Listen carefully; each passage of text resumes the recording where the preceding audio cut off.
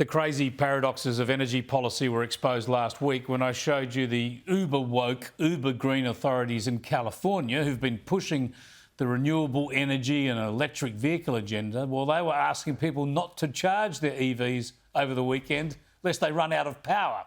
Well, it's a similar story in the UK at the moment, where they're pushing EVs, of course, onto motorists there. But over the past couple of days, reports suggest power prices will be crippling for electric vehicle users, with some estimates showing it won't be long before it costs you more to charge an EV than it does to fill a car with petrol.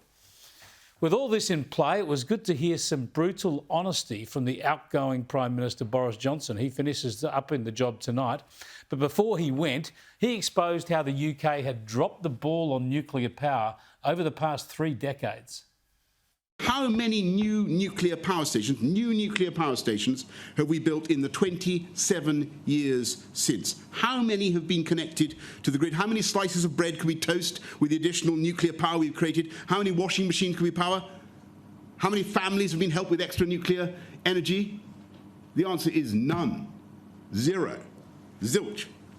The French, who have loads of nuclear power stations already, have built 4 more since 1995, bringing their total reactor fleet up to about 56. The Indians have added about 12. The Chinese have built more than 50 additional nuclear reactors since 1995.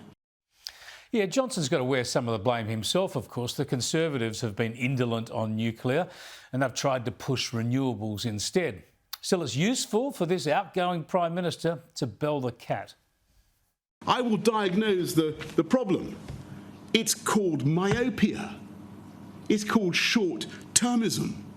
It's a chronic case of politicians not being able to see beyond the political cycle.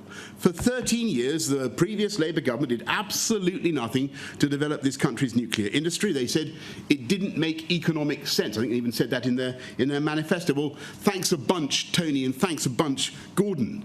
Tell that to British businesses and industries that are now desperately short of affordable and reliable electricity.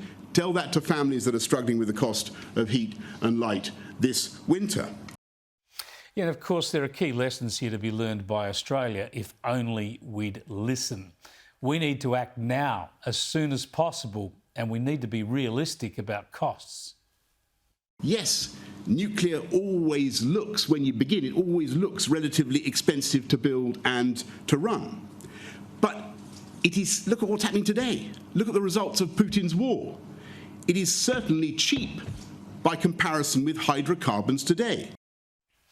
Yeah, as I keep saying, to deny the compelling case for nuclear power is to ignore science. It's to be a science denier.